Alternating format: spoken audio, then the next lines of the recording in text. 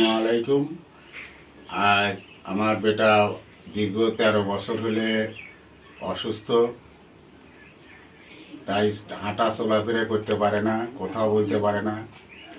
তাই আপনাদের কাছে বলেছি, আপনারা আমার বেটার জন্য যদি জাকাত ফিতরা দিয়ে আমার বেটাকে সহযোগিতা করুন।